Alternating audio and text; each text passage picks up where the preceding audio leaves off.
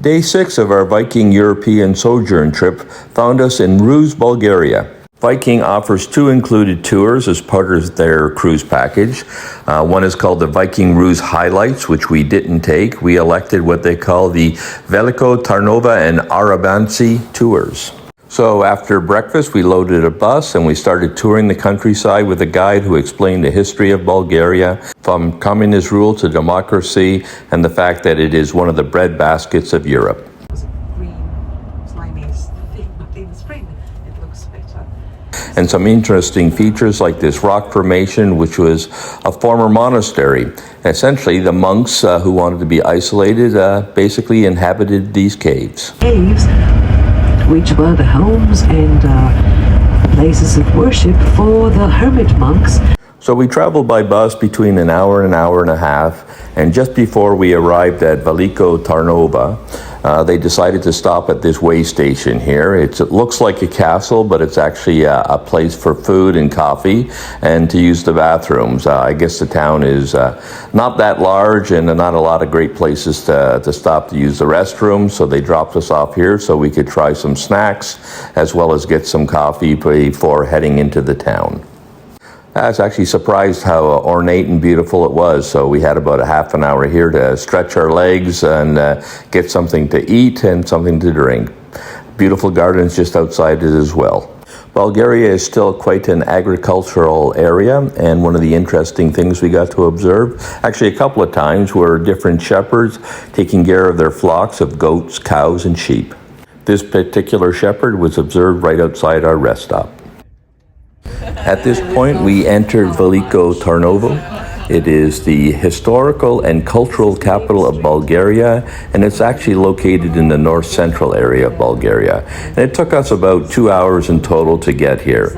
As we drove through the city, our guide explained to us the history of the town, as well as pointing out many of its architectural sites. Apparently, this particular town has a well-known university, and the population of the city goes up about 1/3 due to the number of students that come here to study. Blue building. The first National Assembly was convened after the liberation from the Ottomans, and this is where we democratically voted for monarchy.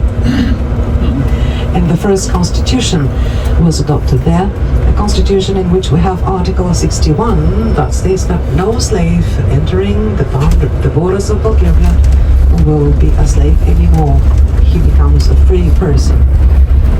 The constitution was adopted in 1879. This area of Bulgaria has been inhabited since Roman times.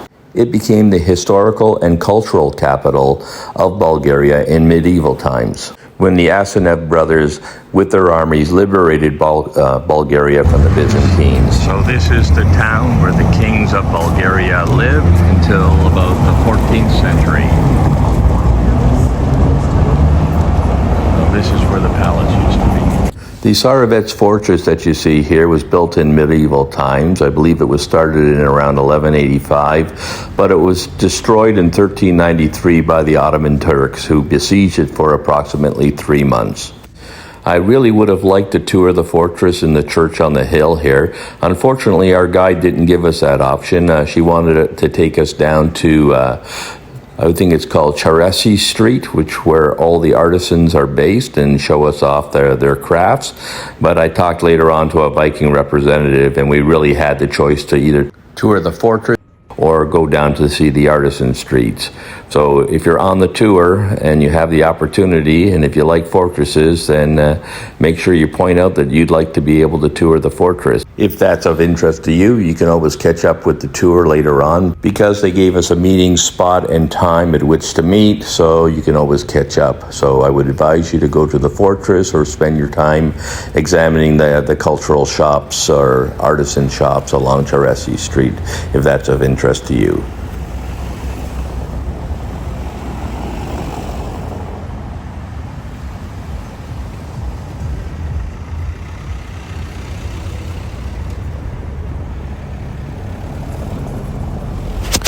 So we were directed to tour the Charesi Street.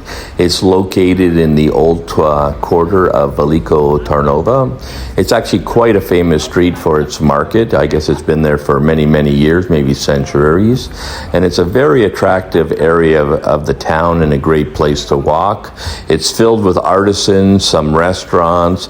If you're looking for some unique gifts, especially if you're looking for something that's handcrafted, this is the place to go. As I said, we had like an hour, maybe a little bit more than that, to tour the streets and check out the artisan shops. Some of the guides went down along the street with their group, because we were divided into groups of about 10 people, and she gave great descriptions of what the artisans were doing. Our particular guide did not do that. She just had she had a walking tour, but she didn't use her microphone, so you had to be right beside her. I tend to like to wander around on my own, so I really didn't catch much of her talk. Anyways, I did enjoy the market street. Some of the crafts were quite interesting. There were a lot of wood carvers. There were people creating jewelry. There was lots of people creating some pottery and so forth. Anyways, it is highly recommended. As I said, in this particular video, you can see this guy. He was creating some wooden figures that he was carving himself and then painting up.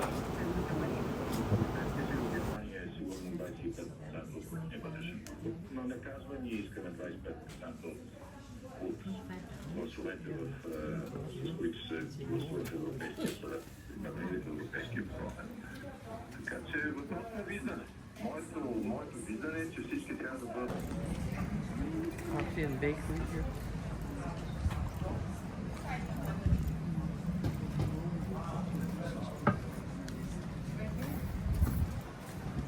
So as you walk down Charesi Street, the Market Street, they have a couple of different outlooks, and we found this particular one which looked directly onto one of their famous monuments. This monument is dedicated to the Asenev brothers. They were the ones that liberated Bulgaria from the Byzantines in the 12th or 13th century. The monument is actually a sword pointing up to the sky, and it has three brothers, and I think the son of one of the brothers riding on horseback. Quite an impressive monument. We didn't get overly close to it, but you can see that it was quite large and detailed. So off of the Artist Street or Charesi Street, there are several walkways, laneways that my wife and I decided to explore. I really enjoy checking out the architecture and see how people actually live in these towns. Very different to what I'm used to in Canada, so we wanted to explore, and these are some of the streets that we got to see, and I'll tell you, they were very entertaining and very nice. Hello, cat.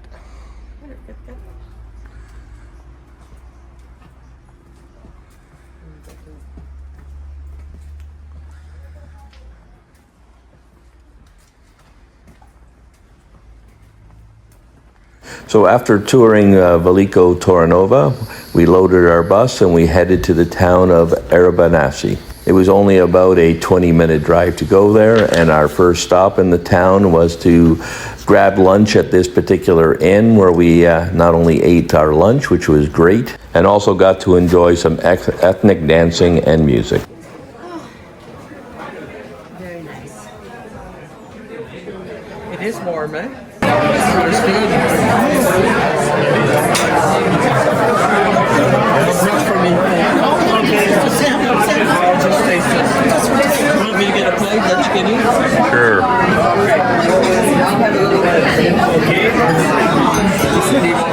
And what do you call this? Chicken kabarma. Chicken kalbalma. Yeah.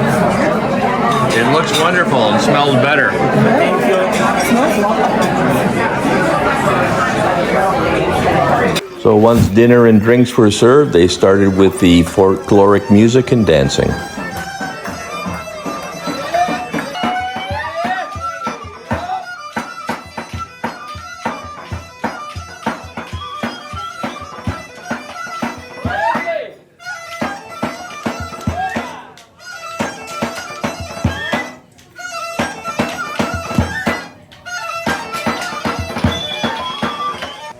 So following lunch, we headed into the town of Arbanasi. Arbanasi is a medieval town. It has some authentic built homes, and they're quite large, and we had the opportunity to tour this large merchant house. It was very interesting to see how people lived at that time. They had a lot of the original furniture, so it was a very nice museum. Right. Very good. Would you go so in, because what you are saying here, this is